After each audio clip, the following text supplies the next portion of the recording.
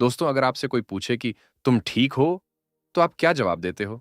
ज्यादातर लोग यही कहते हैं कि हाँ भाई, सब ठीक है। चाहे अंदर से तूफान चल रहा हो, चाहे रात को नींद ना आई हो, चाहे दिल में कोई बात इतनी भारी हो कि सांस लेना भी मुश्किल लगे, लेकिन जवाब हमेशा वही रहता है कि सब ठीक है। हम एक जिंदगी जीते हैं बाहर की दुनिया में, जहां सब कुछ ठीक ठाक दिखता है, और एक बिल्कुल अलग जिंदगी चलती रहती है हमारे अंदर। कभी कभी हम खुद नहीं समझ पाते कि हम जो कर रहे हैं वो आखिर क्यों कर रहे हैं। क्यों कोई रिश्ता बार बार टूटता है? क्यों कामयाबी मिलने के बाद भी अंदर से खालीपन बना रहता है? क्यों हम सब कुछ जानते हुए भी वो फैसले करते हैं जो हमें नुकसान पहुंचाते हैं? नमस्कार दोस्तों, सुनो बुक्समरी में आपका स्वागत है। एक आदमी थे जिनका नाम था स्टीफन ग्रोज। उन्होंने अपनी पूरी जिंदगी सिर्फ एक काम में लगा दी, और वो काम था लोगों को सुनना। 50,000 घंटे तक वो लोगों के सामने बैठे और उनकी बातें सुनते रहे, जो 5 साल से भी ज्यादा का वक्त बनता है। और उन 50,000 घंटों में जो कुछ उन्होंने सीखा, जो इंसानी दिमाग की गहराइयां उन्होंने समझी, वो सब उन्होंने एक किताब में लिख दिया जिसका नाम है द एग्जामिन्ड लाइफ। ये किताब किसी एक इंसान की कहानी नहीं है, बल्कि ये हम सब की कहानी है। आपकी, मेरी और उन सब लोगों की, जो कभी ना कभी रात को अकेले बैठकर खुद से यह सवाल पूछते हैं कि मैं ऐसा क्यों हूं। आज के वीडियो में हम इसी किताब की सबसे जरूरी और सबसे चौंकाने वाली बातें समझेंगे। तो चलिए शुरू करते हैं। एक आदमी था जिसका नाम था पीटर। 27 साल का नौजवान। अच्छी नौकरी थी, मंगेतर थी, अपना घर था। बाहर से देखें तो कोई भी कह देता कि इस इंसान की जिंदगी तो बिल्कुल सेट है। लेकिन एक रात उसने कुछ ऐसा किया जिसकी कोई कल्पना भी नहीं कर सकता था। वो एक चर्च की अलमारी में छुप गया। उसने ढेर सारी दवाइयां उखाई, खुद को चाकू से घोंपा और अपनी कलाइयां काट लीं। सुबह एक सफाई करने वाली औरत ने उसे ढूंढा। वो बुरी तरह डरी हुई थी, लेकिन उसने पीटर को अपने गले से तब तक लगाए रखा जब तक एम्बुलेंस नहीं आ गई। उसने पूछा कि यह किसने किया तुम्हारे साथ? लेकिन पीटर बिल्कुल चुप रहा। यह पीटर कौन था? कोई पागल इंसान? कोई कमजोर इंसान? बिल्कुल नहीं। पीटर एक ऐसा इंसान था जिसके अंदर इतना दर्द भरा हुआ था कि वो उसे किसी को बता ही नहीं सकता था। उसके पास अपने दर्द के लिए शब्द ही नहीं थे। स्टीफन उससे हफ्ते में 5 दिन मिलने लगे। पीटर आता था, चुपचाप लेट जाता था, और या तो पूरे सत्र में खामोश रहता या बहुत कम बोलता। एक बार स्टीफन ने पूछा कि इतनी देर से चुप बैठे हो, बताओ क्या सोच रहे हो? पीटर ने बस इतना कहा कि बचपन की एक छुट्टी याद आ रही थी, और उसके बाद फिर चुप हो गया। कोई भावना नहीं, कोई दर्द का इजहार नहीं, जैसे कोई अजनबी किसी अजनबी के सामने बैठा हो। और फिर एक दिन पीटर ने आना बंद कर दिया, बिना कुछ बताए बस गायब हो गया। 2 महीने बाद उसकी मंगेतर की तरफ से एक चिट्ठी आई जिसमें लिखा था कि पीटर अब इस दुनिया में नहीं रहे। स्टीफन को बहुत गहरा धक्का लगा। उन्होंने एक अनुभवी इंसान से बात की, जिन्होंने तसल्ली देते हुए कहा कि शायद तुम्हारी वजह से ही वो 1 साल और जिंदा रहा। लेकिन फिर कुछ ऐसा हुआ जिसकी उम्मीद किसी को नहीं थी। 6 महीने बाद स्टीफन के पास एक फोन आया। एक जानी पहचानी आवाज कह रही थी कि ये मैं हूं, मैं मरा नहीं हूं, क्या आप मुझसे मिल सकते हैं? पीटर जिंदा था। वो चिट्ठी पीटर ने खुद लिखी थी। उसने खुद को मरा हुआ बताकर स्टीफन से अपना रिश्ता तोड़ दिया था। जब वो वापस आया तो उसने बताया कि उसके माँ बाप ने उसे 2 साल की उम्र में छोड़ दिया था। दोनों शराब पीते थे और दोनों ने उस छोटे से बच्चे के साथ बहुत मारपीट की थी। पीटर के पास कभी कोई नहीं था जिससे वो अपना दर्द बता सके, जिसके सामने रो सके। तो उसने जिंदगी जीने का बस एक ही तरीका सीखा था कि या तो सब कुछ चुपचाप सह लो या फिर सब कुछ तोड़कर भाग जाओ। दरअसल वो स्टीफन को वही महसूस करवाना चाहता था जो उसने बचपन में महसूस किया था। वो अचानक छोड़ दिए जाने का सदमा, वो गहरा अकेलापन, वो दर्द जो शब्दों में नहीं आता। यहां एक बहुत जरूरी बात है, जब हम अपना दर्द बोलकर बाहर नहीं निकाल पाते तो हम उसे अपनी जिंदगी में जीने लगते हैं और जाने अनजाने दूसरे लोगों को भी उसी दर्द में खींच लेते हैं। अपनी जिंदगी में देखिए कि क्या कोई ऐसा इंसान है जो बार बार वही गलती करता है, बार बार रिश्ते तोड़ता है। शायद वो बुरा इंसान नहीं है, शायद उसके अंदर एक ऐसी कहानी दबी हुई है जो वो किसी को बता नहीं पा रहा। पीटर की कहानी का अंत अच्छा हुआ। उसकी थेरेपी दोबारा शुरू हुई और लगभग 2 साल बाद खत्म हुई। कई साल बाद स्टीफन एक सिनेमा हॉल में पीटर से अचानक टकरा गए। पीटर ने मुस्कुराकर एक औरत का परिचय कराया कि यह मेरी पत्नी है। वो पीटर जो कभी किसी से जुड़ नहीं पाता था, जो हर रिश्ता तोड़ देता था, जो अपनी मौत का नाटक कर चुका था, वो आज किसी का था और कोई उसका था। दोस्तों, आपने कभी किसी ऐसे इंसान को देखा है जो हर बात पर हंसता रहता है, हर दुख को मजाक में बदल देता है, हर तकलीफ पर एक जोक मारकर बात टाल देता है? हम ऐसे लोगों को देखकर सोचते हैं कि यह इंसान कितना खुशमिजाज है, कितना मजबूत है। लेकिन क्या हंसी हमेशा खुशी की निशानी होती है? लिली नाम की एक औरत थी जो अपनी 9 महीने की बेटी को लेकर न्यूयॉर्क में अपने माँ बाप से मिलकर वापस आई थी। जब वो स्टीफन के पास बैठी तो उसने पूरा किस्सा सुनाया, लेकिन हर मोड़ पर एक मजाक था। हर दर्दनाक बात को उसने हंसी में लपेटकर पेश किया। उसने बताया कि जब माँ ने एयरपोर्ट पर गले लगाया तो इतनी बेरुखी से मिली जैसे कोई मजबूरी में मिल रही हो। लिली ने हंसकर कहा कि गले लगाने का तरीका ऐसा था जैसे माँ को लगता हो कि मुझे पिस्सू है।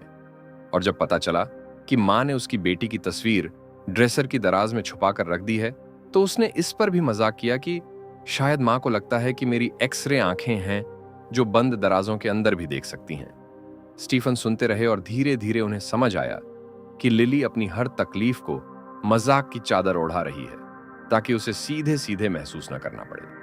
उन्होंने लिली से कहा कि तुम्हारी हंसी दरअसल तुम्हारा बदला है।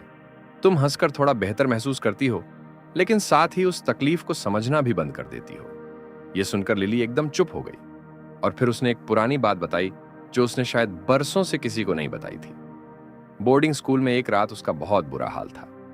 आधी रात को उसने रोते रोते घर फोन किया और कहा कि प्लीज मुझे घर आने दो, मैं यहां नहीं रह सकती। और घर से जवाब आया, नहीं, बस एक शब्द। वो उस रात वहीं अकेली रही और उसके अंदर कुछ हमेशा के लिए टूट गया। उसने कहा कि वो रात एक भट्टी की तरह थी और उसमें जो जल गया वो था मेरी अपनी भावनाओं पर मेरा भरोसा। इसीलिए जब स्टीफन उसकी बातों पर हंसते थे तो लिली को राहत मिलती थी, क्योंकि उनकी हंसी का मतलब था कि मैं तुम्हारी भावनाओं को सच मानता हूं। मैं वो माँ बाप नहीं हूं जिन्होंने तुम्हारी तकलीफ सुनकर भी तुम्हें मना कर दिया था। हंसी हमेशा खुशी की निशानी नहीं होती। कभी कभी हंसी एक दीवार होती है जो हमें अपने गहरे दर्द से बचाती है, लेकिन उसी दीवार की वजह से हम उस दर्द को समझ भी नहीं पाते और उससे बाहर भी नहीं निकल पाते। अपनी जिंदगी में देखिए कि क्या आप भी कभी कभी किसी दर्दनाक बात पर हंस देते हैं सिर्फ इसलिए कि उसे महसूस करना बहुत भारी लगता है।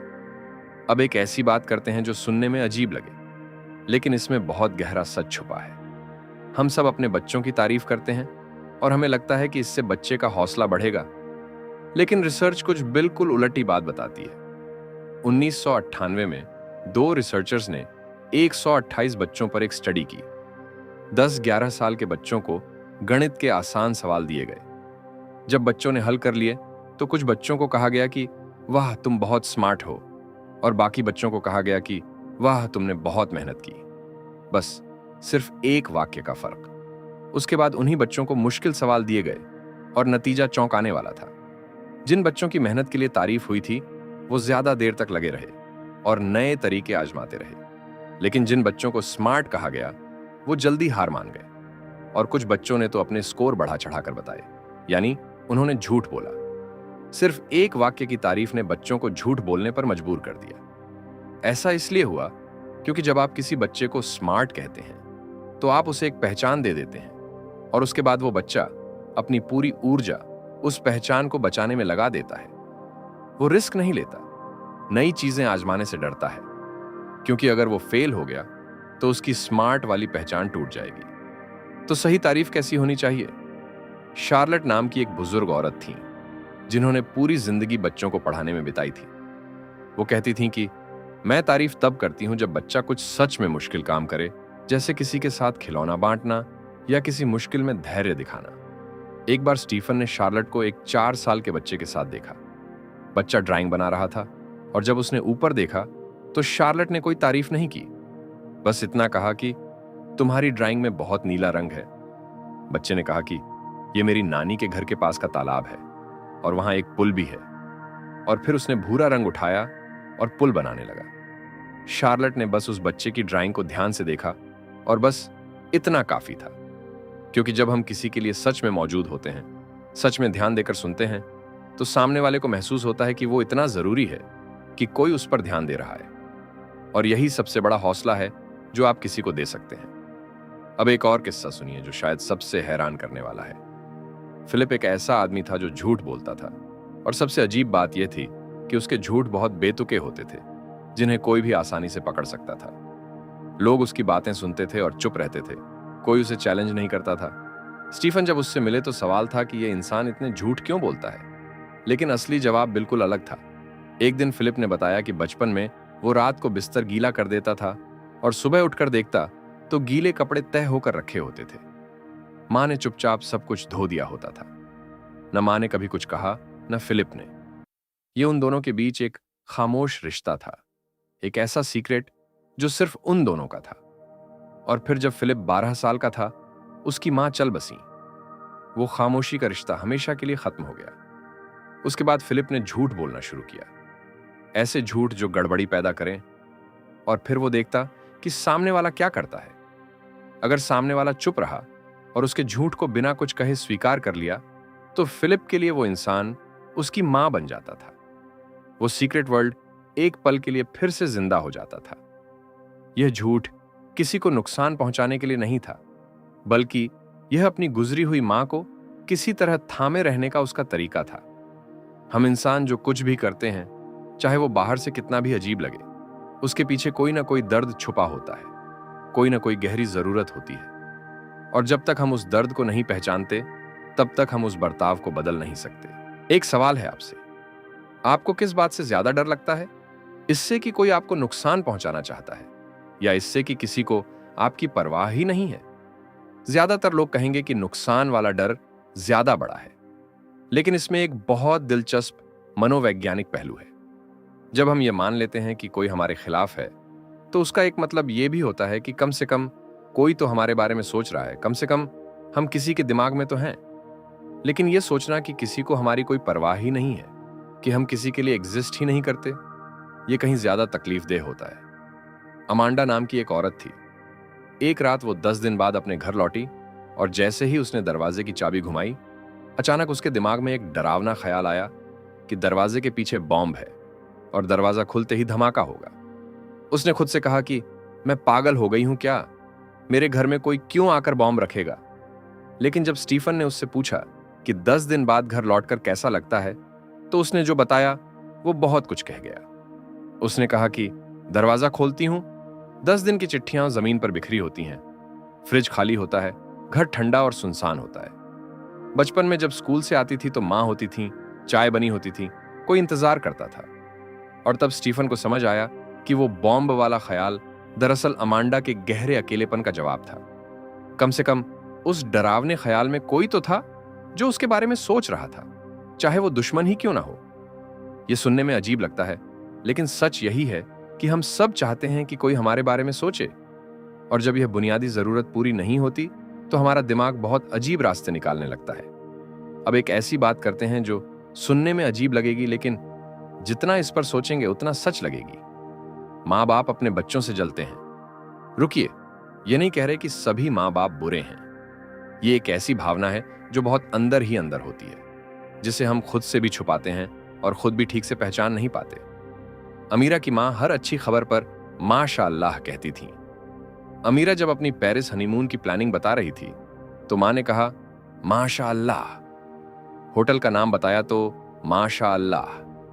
स्वीट के बारे में बताया तो फिर माशाअल्लाह। एक दिन अमीरा ने कहा कि माँ, मेरी खुशी सिर्फ ऊपर वाले की मेहरबानी नहीं है, इसमें मेरी अपनी मेहनत भी शामिल है। लेकिन स्टीफन को धीरे धीरे समझ आया कि यह बार बार माशाअल्लाह कहना दरअसल एक ढाल था। अमीरा की माँ एक विधवा थी, जिन्होंने अपनी जवानी बहुत मुश्किलों में बिताई थी, और अब उनकी बेटी वो सब कुछ जी रही थी जो वो खुद कभी नहीं जी सकी। तो वो बुरी नजर से बचाने के नाम पर दरअसल अपनी अंदरूनी जलन को छुपा रही थी। यह जलन बहुत स्वाभाविक है। कोई भी माँ बाप जब अपने बच्चे को देखते हैं कि उनकी पूरी जिंदगी सामने पड़ी है, सारे मौके खुले हैं, तो एक पल के लिए मन में यह ख्याल जरूर आता है कि काश मेरे पास भी इतना वक्त होता। यह भावना बुरी नहीं है। बुरा तब होता है जब हम इसे पहचानते नहीं और यह हमारे बोलने में, हमारे बर्ताव में बिना हमें पता चले बाहर आने लगती है। अपने आप से ईमानदारी से पूछिए कि क्या कभी आपने किसी करीबी की तरक्की पर दिल से पूरी खुशी महसूस की है, या एक पल के लिए, बस एक छोटे से पल के लिए कुछ और भी था जो अंदर जल रहा था। अगली कहानी है हेलेन की। वो 37 साल की जर्नलिस्ट थी। पिछले 9 साल से वो एक शादीशुदा आदमी रॉबर्ट के साथ रिलेशनशिप में थी। रॉबर्ट बार बार वादे करता कि जल्दी ही सब बदल जाएगा। छुट्टियां प्लान करता और अपनी बीवी के साथ चला जाता। कहता कि जब बच्चा बड़ा हो जाएगा तो सब कुछ बदल दूंगा। वो वक्त आया और चला गया, लेकिन कुछ नहीं बदला। और फिर एक दिन रॉबर्ट ने सच में अपनी बीवी को छोड़ दिया, लेकिन हेलेन के लिए नहीं, किसी और के लिए। हेलेन ने स्टीफन को बताया कि मेरे दोस्त कहते थे रॉबर्ट कभी बीवी नहीं छोड़ेगा, लेकिन वो गलत निकले क्योंकि उसने छोड़ी, बस मेरे लिए नहीं। और फिर उसने यह भी कहा कि वो नई लड़की उसे हैंडल नहीं कर पाएगी, रॉबर्ट जरूर वापस आएगा। स्टीफन को समझ आया कि हेलेन ऐसी जगह पहुंच चुकी थी जहां से कोई भी सच उसे हिला नहीं सकता था। एक दिन हेलेन ने एक औरत का जिक्र किया जो किसी पार्टी में थी। 50 साल की, अकेली, बहुत ज्यादा खुद को दिखाने की कोशिश कर रही थी। हेलेन को उस औरत को देखकर बहुत बुरा लगा। स्टीफन ने कहा कि क्या तुम चाहती हो कि मैं तुम्हें यह कहूं कि तुम कभी उस औरत जैसी नहीं बनोगी? हेलेन चुप हो गई। स्टीफन ने धीरे से कहा कि मुझे लगता है तुमने उस रात अपना आने वाला कल देखा। यह सुनकर हेलेन के अंदर कुछ हिला, कुछ ऐसा जो 9 सालों से जमा हुआ था। महीनों बाद एक रात वो दोस्तों के साथ खाना खा रही थी, तभी फोन बजा। स्क्रीन पर रॉबर्ट का नाम था। हेलेन ने फोन देखा, एक पल रुकी और फिर रख दिया। वो अपने दोस्तों के साथ बैठी रही। 9 साल का जुनून इस तरह खत्म हुआ। इसलिए नहीं कि किसी ने आकर उसे बदला, बल्कि इसलिए कि उसने खुद देख लिया कि इस जुनून की वजह से वो क्या खो रही थी। यह जुनून प्यार नहीं था, यह एक ऐसी आदत बन चुकी थी जो हेलेन को असल जिंदगी से, असल लोगों से दूर रख रही थी। हम किसी एक इंसान में, किसी एक उम्मीद में इस कदर उलझ जाते हैं कि बाकी सब कुछ धुंधला पड़ जाता है। वक्त बीतता जाता है, जिंदगी आगे बढ़ती जाती है और हम वहीं के वहीं खड़े रहते हैं। क्या आपकी जिंदगी में भी कोई ऐसी उलझन है, कोई ऐसा इंसान, कोई ऐसी उम्मीद जिसे आप छोड़ नहीं पा रहे और जो आपको आगे बढ़ने से रोक रही है? 11 सितंबर 2001 का दिन था, जब अमेरिका के न्यूयॉर्क शहर में 2 हवाई जहाज वर्ल्ड ट्रेड सेंटर की ट्विन टावर्स से टकराए थे। हजारों लोग उन इमारतों में काम कर रहे थे और उस एक सुबह ने पूरी दुनिया को हिलाकर रख दिया। यह हादसा तो सबने देखा, लेकिन उस दिन एक ऐसी बात भी हुई जिसके बारे में बहुत कम लोग जानते हैं। और यह बात हम सब इंसानों के स्वभाव के बारे में है, हमारे अंदर की उस आदत के बारे में है जो खतरे के बीच में भी हमें अपनी जगह से हिलने नहीं देती। मारिसा उस दिन उस बिल्डिंग की एक बहुत ऊंची मंजिल पर थी। वो अपने 2 साथियों से बात कर रही थी और तभी एक जोरदार धमाका हुआ। उसने महसूस किया जैसे किसी ने ओवन का दरवाजा खोल दिया हो और गर्म हवा का एक भयानक झोंका आया। उसने एक पल भी बर्बाद नहीं किया, कंप्यूटर बंद नहीं किया, सामान नहीं उठाया, सीधा बाहर निकलने वाले दरवाजे की तरफ भागी। लेकिन उसके दोनों साथी नहीं गईं। मारिसा ने उन्हें देखा और चलती रही। वो दोनों उस दिन नहीं बच सकी। सवाल यह है कि वो दोनों क्यों नहीं गईं? क्या उन्हें समझ नहीं आया कि क्या हो रहा है? उसी बिल्डिंग में कुछ लोग धमाके के बाद भी एक मीटिंग में चले गए। एक औरत कई मंजिलें नीचे उतरी और फिर वापस ऊपर चली गई, क्योंकि उसे अपने बच्चे की तस्वीरें अपनी डेस्क से लेनी थी। वो उस दिन नहीं बच सकी। रिसर्च बताती है कि जब कोई बड़ी मुसीबत अचानक सामने आती है तो लोग तुरंत नहीं भागते। वो एक दूसरे का मुंह देखते हैं, सोचते हैं कि शायद इतना कुछ नहीं हुआ है, शायद कोई बड़ा आदमी आएगा और बताएगा कि क्या करना है। और इसी इंतजार में वो कीमती वक्त निकल जाता है जो उन्हें बचा सकता था। 1985 में इंग्लैंड के एक फुटबॉल स्टेडियम में आग लगी और 56 लोग मारे गए। बाद में वीडियो देखी गई तो पता चला कि लोग आग को देखते रहे, अपनी जगह खड़े रहे, लेकिन बाहर नहीं गए। और अमेरिका में एक रेस्टोरेंट में आग लगी तो कई लोग जलते हुए रेस्टोरेंट में बिल चुकाने के लिए लाइन में खड़े रहे। यह पागलपन नहीं था, यह हम सबके अंदर की एक गहरी मनोवैज्ञानिक आदत है। हम बदलाव से इतना डरते हैं कि जलती हुई जगह में भी अपनी पुरानी आदतें छोड़ नहीं पाते। हम जानना चाहते हैं कि अगर यहां से निकला तो कहां जाऊंगा, आगे क्या होगा? और जब तक जवाब नहीं मिलते हम वहीं खड़े रहते हैं। हम उस कहानी को छोड़ना नहीं चाहते जिसमें हम हैं, चाहे वो कितनी भी खतरनाक क्यों ना हो, जब तक पता ना हो कि अगली कहानी क्या होने वाली है। स्टीफन कहते हैं कि मैं मारिसा की कहानी सोचता हूं और खुद से पूछता हूं कि क्या मैं उसके साथ निकल जाता। शायद मैं भी सोचता कि सबसे बुरा तो हो चुका है, अब और क्या होगा। और शायद मैं भी रुक जाता। आप भी खुद से यह सवाल पूछिए कि क्या आप निकल जाते। अब एक दूसरी कहानी की तरफ मुड़ते हैं जो सुनने में अलग लगे, लेकिन उसकी जड़ें उसी मनोवैज्ञानिक सच से जुड़ी हैं जहां हम अपनी ही खुशियों से डरने लगते हैं। स्टीफन के पास एक मरीज आया जिसे वो नौकरी मिल गई, जिसका सपना वो हमेशा से देखता था, एक बड़े स्कूल का हेडमास्टर बनने का मौका।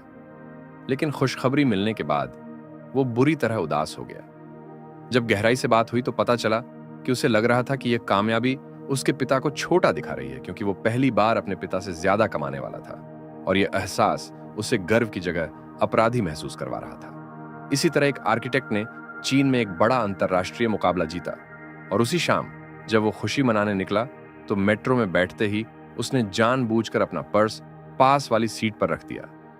उसे पता था कि यह सुरक्षित नहीं है, लेकिन फिर भी ऐसा किया। जैसे ही ट्रेन से उतरा तो दरवाजा बंद होते ही पर्स उसकी आंखों के सामने चला गया। रात को किसी अजनबी ने मैसेज करके बताया कि पर्स मिल गया है, लेकिन पर्स वापस मिलने के बाद भी उसकी बेचैनी और बढ़ गई। वो बार बार जेबें चेक करता रहा, जैसे उसे यकीन ही नहीं हो रहा हो कि सब ठीक है। स्टीफन को उस आर्किटेक्ट का असली डर समझ में आया। वो जीतने के बाद खुश नहीं, बल्कि डरा हुआ था, क्योंकि उसके अंदर यह सोच घर कर गई थी कि अब लोग उससे बहुत बड़ी उम्मीदें रखेंगे और अब उसके लिए गिरना मुमकिन नहीं रहेगा। इसीलिए उसने अनजाने में खुद ही अपना पर्स खोया, ताकि कुछ तो उसके हाथ से निकल जाए और वो खुद को महसूस करवा सके कि वो अभी भी वही पुराना इंसान है। हमारा दिमाग कभी कभी कामयाबी को खतरे की तरह देखने लगता है, क्योंकि कामयाबी के साथ उम्मीदों का एक ऐसा बोझ आता है जो अंदर से कमजोर कर देता है। अपनी जिंदगी में देखिए कि क्या कभी आपने भी अपनी किसी कामयाबी को खुद अपने हाथों बर्बाद किया है। कोई मौका जो मुट्ठी में था, लेकिन आपने खुद ही उसे फिसलने दिया। अगर ऐसा हुआ है तो शायद वो गलती नहीं थी, बल्कि वो आपके अंदर का वही डर था जो कामयाबी को संभालने से ज्यादा उसे खोने में सुकून ढूंढ रहा था। एमिली 10 साल की लड़की थी जो 3 भाई बहनों में बीच वाली थी। बड़ा भाई पढ़ाई में बहुत होशियार था और छोटा एक नया बच्चा था जिस पर पूरे घर का लाड़ प्यार केंद्रित हो चुका था। एमिली बिस्तर गीला करती थी और स्कूल में अजीब हरकतें करती रहती थी। मां का कहना था कि यह बच्ची तेज नहीं है, लेकिन जब जांच हुई तो एमिली सामान्य निकली, बल्कि औसत से थोड़ा बेहतर। पहले सत्र में स्टीफन ने एमिली से कहा कि अपने घर की तस्वीर बनाओ। एमिली ने तस्वीर बनाई जिसमें मां, पिता, बड़ा भाई सब थे, लेकिन छोटा बच्चा कहीं नहीं था। जब स्टीफन ने कहा कि तुमने छोटे बच्चे को नहीं बनाया, तो एमिली ने उसे बनाया जरूर, लेकिन बाकी सबसे बड़ा बना दिया, जैसे वो छोटा बच्चा पूरे घर पर छाया हुआ हो। स्टीफन को समझ आया कि एमिली की असली तकलीफ छोटे बच्चे से नहीं, बल्कि इस बात से थी कि घर में सबसे छोटे होने की जो जगह पहले उसकी थी, जहां सबका ध्यान उसी पर रहता था, वो जगह अब किसी और ने ले ली थी। एमिली ने बताया कि पहले मां नहाते वक्त मेरे साथ बैठती थीं, टूथब्रश पर पेस्ट लगाती थीं, लेकिन अब कहती हैं कि बड़ी हो गई हो, सब कुछ खुद करो। उस छोटी बच्ची के लिए बड़ा होना तरक्की नहीं, बल्कि नुकसान था, जिसमें उसने मां का करीबी प्यार खो दिया। धीरे धीरे थेरेपी से एमिली ठीक होती गई और 1 साल में बहुत बदल गई। लेकिन सबसे हैरान करने वाली बात वो थी जो क्लिनिक की रिसेप्शनिस्ट ने स्टीफन से कही कि जैसे जैसे एमिली ठीक होती जा रही है, उसके माँ बाप उल्टा ज्यादा परेशान और थके हुए दिखने लगे हैं। स्टीफन को एक जरूरी मनोवैज्ञानिक सच समझ आया। एमिली को उसके घर वालों ने जाने अनजाने मुसीबत वाली बच्ची का किरदार दे दिया था, ताकि घर का ध्यान उसी पर बना रहे और माँ बाप को अपने रिश्ते की असली समस्याओं का सामना न करना पड़े। जब एमिली ने वो किरदार छोड़ा तो घर की असली दरारें सतह पर आने लगीं और थेरेपी खत्म होने से 1 हफ्ता पहले एमिली के माँ बाप ने स्टीफन से पूछा कि क्या हमें भी किसी से बात करनी चाहिए। एक 10 साल की बच्ची ने बस खुद को बदला और उसके बदलने से पूरे घर की सच्चाई बाहर आ गई। कभी कभी किसी घर में या किसी ग्रुप में एक इंसान को समस्या बना दिया जाता है और सब लोग उसी पर अपनी ऊर्जा लगाते रहते हैं, ताकि बाकी सबको अपनी कमजोरियों की तरफ देखना ना पड़े। अपनी जिंदगी में देखिए कि क्या आपके आसपास भी कोई ऐसा इंसान है जिसे सबने प्रॉब्लम बना रखा है, या कभी आप खुद उस जगह रहे हैं जहां सारी उंगलियां आप पर उठती रहीं, लेकिन असली मसला कहीं और था। इस पूरे हिस्से में एक बात बार बार सामने आती है कि हम बदलना नहीं चाहते। हम इसलिए नहीं बदलते क्योंकि हमें डर लगता है कि अगर पुरानी चीज छोड़ दी तो वो दोबारा नहीं मिलेगी। इसीलिए हम उस पुरानी कहानी को मजबूती से पकड़े रहते हैं, चाहे वो कितनी भी तकलीफ देह क्यों ना हो, क्योंकि अनजाने से जाना पहचाना दर्द हमेशा कम डरावना लगता है। वो औरत जो जलती हुई बिल्डिंग से नीचे उतरकर भी वापस ऊपर गई सिर्फ तस्वीरें लेने के लिए, उसे तस्वीरें नहीं खोनी थी, लेकिन उस एक फैसले में उसने सब कुछ खो दिया। बदलाव के साथ कुछ न कुछ छूटता जरूर है, लेकिन न बदलने की कीमत उससे कहीं ज्यादा भारी होती है। स्टीफन ने अपने पिता के 80वें जन्मदिन पर एक बहुत खास तोहफा देने का फैसला किया, और यह तोहफा कोई चीज नहीं थी बल्कि एक सफर था।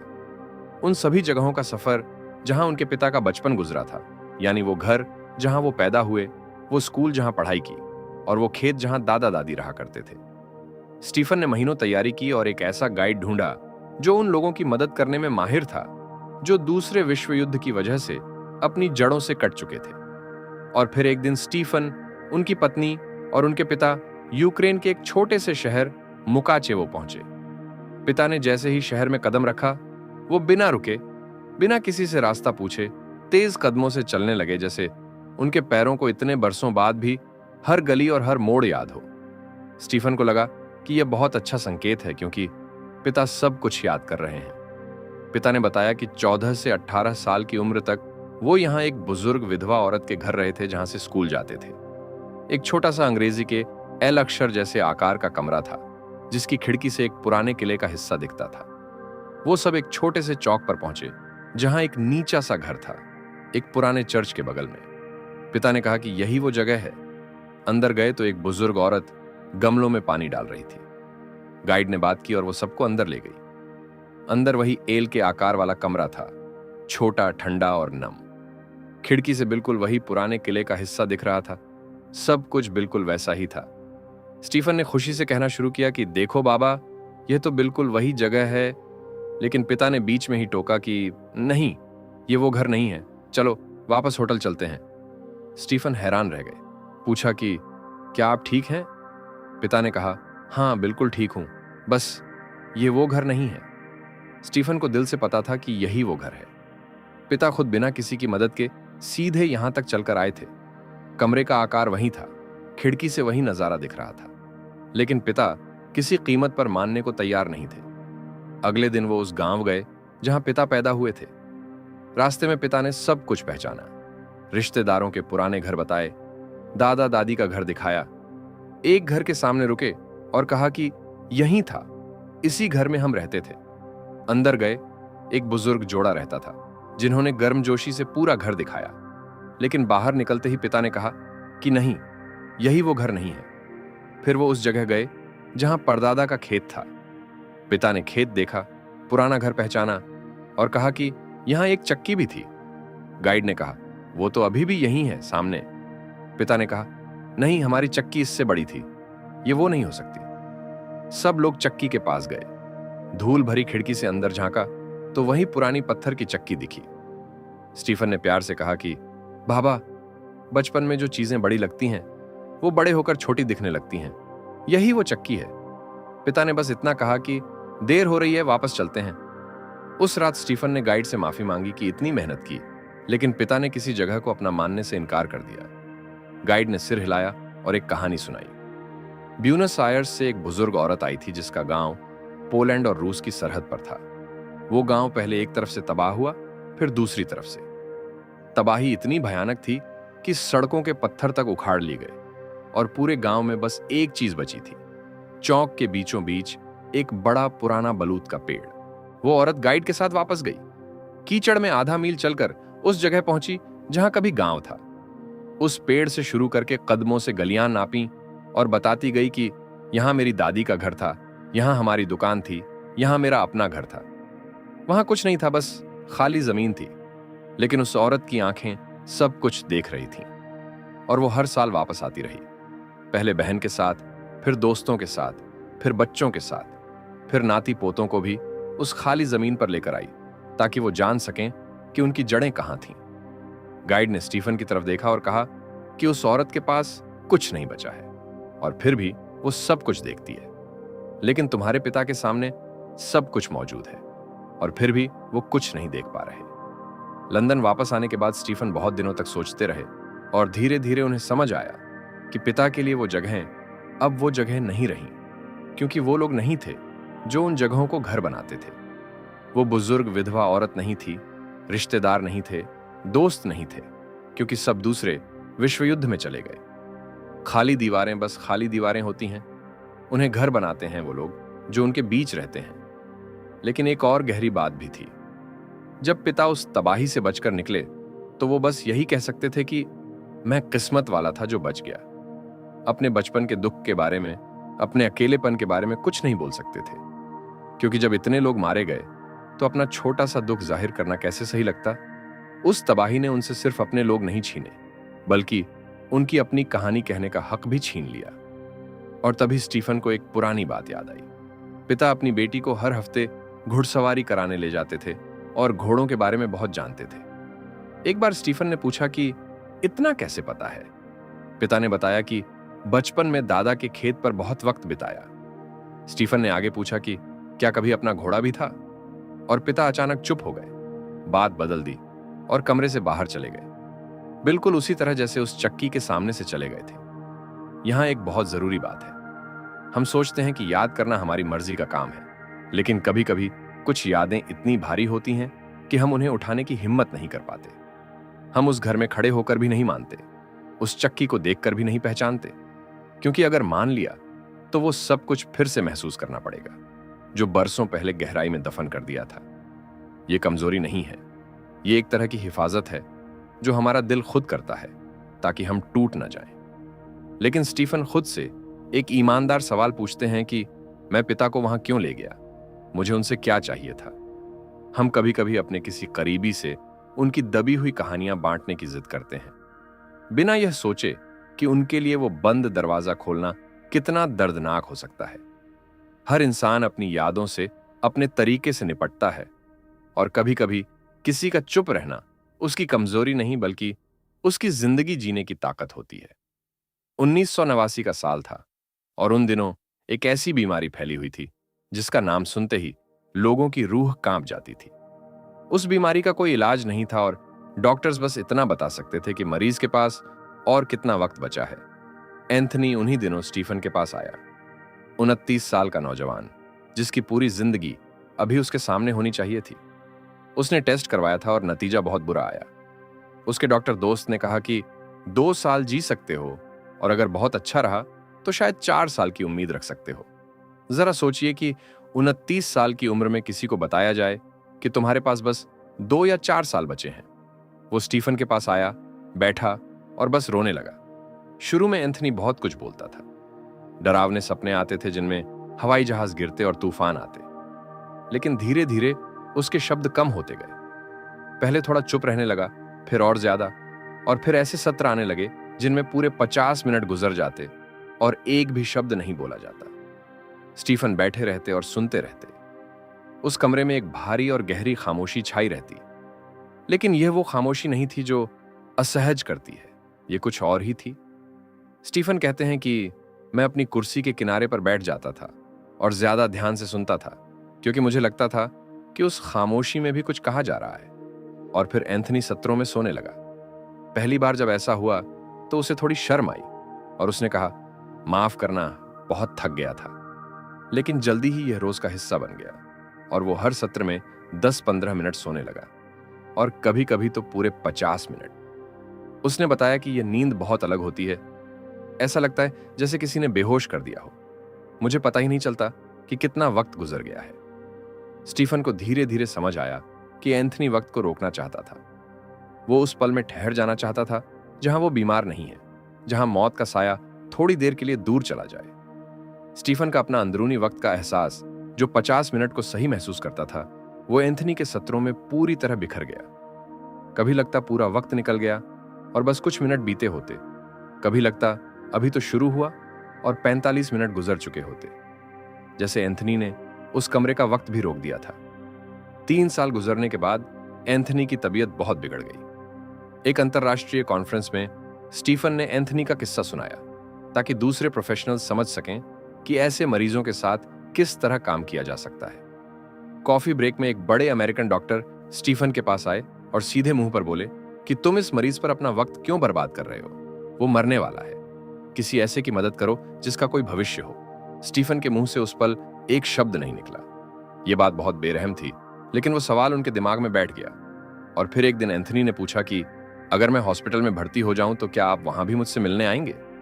स्टीफन ने कहा, हाँ, हर दिन आऊंगा। एंथनी ने पूछा, अगर वो आपको अंदर ना आने दें? स्टीफन ने कहा, तो मिलने के वक्त में आऊंगा। एक कुर्सी खींचकर तुम्हारे पास बैठूंगा और हम बात करते रहेंगे। यह सुनकर एंथनी की आंखें भर आईं और उसके बाद वो बोल सका जो पहले कभी नहीं बोल पाया था। उसने बताया कि वो कैसे मरना चाहता है, डरकर नहीं, अकेले नहीं, बल्कि होश में, अपनी शर्तों पर। उसने कहा कि मैं अपनी मौत से भागना नहीं चाहता, मैं अपनी मौत को जीना चाहता हूं। यहां एक पल रुककर सोचिए कि कितना बड़ा फर्क पड़ता है सिर्फ इस बात से कि कोई आपके साथ है। एंथनी के पास कोई जवाब नहीं था, कोई इलाज नहीं था, लेकिन बस यह जानना कि एक इंसान है जो चाहे कुछ भी हो जाए, साथ नहीं छोड़ेगा। इसने उसे वो हिम्मत दी जो किसी दवाई में नहीं थी। और फिर जिंदगी ने एक अजीब मोड़ लिया। 1996 में उस बीमारी की नई दवाइयां आईं, बिल्कुल सही वक्त पर। एंथनी बच गया। 22 साल गुजर गए और एंथनी अभी भी कभी कभी स्टीफन से मिलने आता है। और आज भी जब कोई खून की जांच का दिन होता है या किसी पुराने दोस्त की याद आती है तो एंथनी सत्र में थोड़ी देर सो जाता है। यह उसका अपना तरीका है खुद को याद दिलाने का कि जिंदगी कितनी नाजुक है और कितनी कीमती है। स्टीफन लिखते हैं कि एंथनी की खामोशी अलग अलग वक्त पर अलग बातें कहती थी, लेकिन सबसे जरूरी बात यह थी कि वो किसी के दिमाग में जिंदा था और इसीलिए मौत का ख्याल थोड़ा कम डरावना हो गया था। किसी के दिमाग में जिंदा रहना, यही शायद जिंदगी का सबसे गहरा मतलब है। अब एक ऐसी बात करते हैं जो आपने जरूर सुनी होगी। जब कोई अपना इस दुनिया से चला जाता है तो लोग कहते हैं कि मूव ऑन करो, वक्त सब ठीक कर देता है। जैसे दुख कोई बुखार है जिसकी एक गोली खाओ और ठीक हो जाओ। लेकिन क्या सच में ऐसा होता है? एलिस 19 साल पहले मां बनी थी। उनका बेटा जैक 3 महीने का था।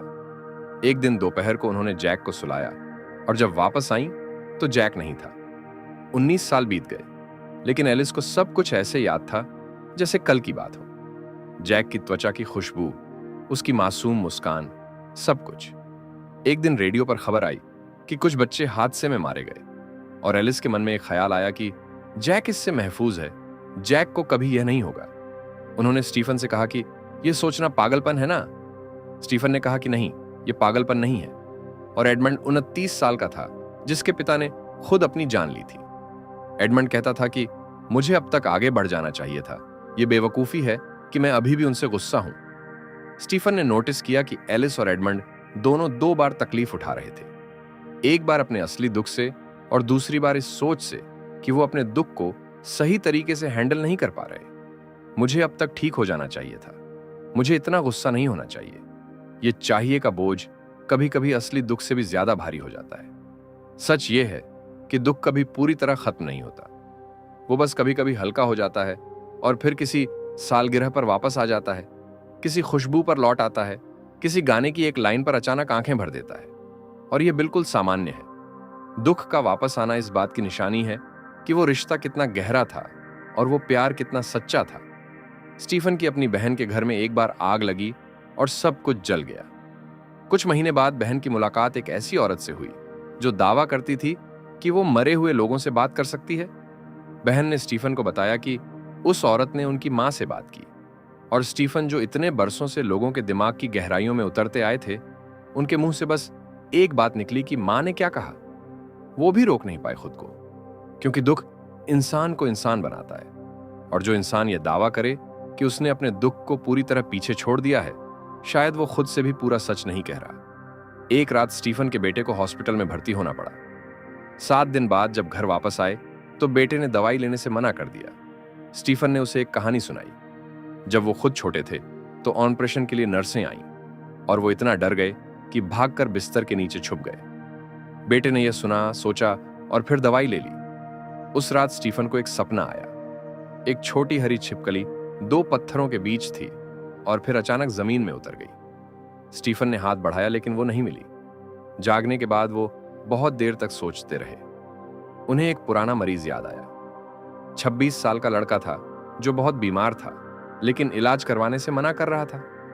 स्टीफन ने 2 सत्रों में उससे गहरी बात की, उसे समझाया। दूसरे सत्र के आखिर में वो बोला कि आप सही कह रहे थे, मुझे अपना ख्याल रखना चाहिए। लेकिन उसने इलाज नहीं करवाया। उसने रियो डी जनेरो का टिकट बुक किया, एक बड़े फेस्टिवल के लिए, क्योंकि वो जिंदगी को अपने तरीके से जीना चाहता था। उसी साल उसके डॉक्टर का फोन आया। वो लड़का चला गया था। उस रात स्टीफन खिड़की के पास बैठे रहे। बाहर रात की एक बस गुजरी। उन्होंने सोचा कि उस लड़के के माँ बाप अभी भी जिंदा होंगे, उसी घर में रहते होंगे, शायद अभी भी उसकी यादें संभाले बैठे होंगे। काश मेरे पास वो एक बात होती जो उसे रोक लेती। काश मैं उस तक पहुंच पाता। लेकिन वो नहीं पहुंच पाए। और स्टीफन ने खिड़की के शीशे में अपना अक्स देखा और खुद से कहा कि अब मेरे बहुत से पुराने मरीज जा चुके हैं, लेकिन कभी कभी जैसे किसी गहरी नींद से अचानक जाग उठो, मैं उन तक पहुंचना चाहता हूं, उनसे एक और बात कहना चाहता हूं। वो छिपकली जो जमीन में उतर गई, वो लोग जो जिंदगी से फिसल गए। कुछ लोगों तक हम चाहकर भी नहीं पहुंच पाते, और यह दर्द कभी पूरी तरह नहीं जाता। यह किताब द एग्जामिन्ड लाइफ सिर्फ एक डॉक्टर की कहानियां नहीं है, यह हम सब की कहानी है।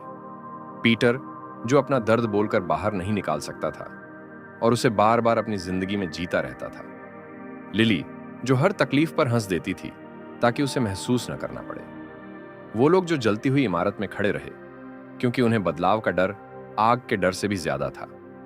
एमिली जिसने सिर्फ खुद को बदला और पूरे घर का चेहरा बदल गया। एंथनी जिसने गहरी खामोशी के बीच जिंदगी का मतलब ढूंढ लिया। और एलिस जो 19 साल बाद भी अपने बेटे को याद करती हैं और सोचती हैं कि उन्हें आगे बढ़ जाना चाहिए था। इस पूरी किताब में एक ही बात है जो बार बार सामने आती है। हम सब किसी न किसी पुरानी कहानी में उलझे हुए हैं। कोई पुरानी तकलीफ है जो जाने का नाम नहीं लेती, कोई पुरानी आदत है जो छूटने को तैयार नहीं होती, कोई पुराना डर है जो हमें वहीं खड़ा रखता है।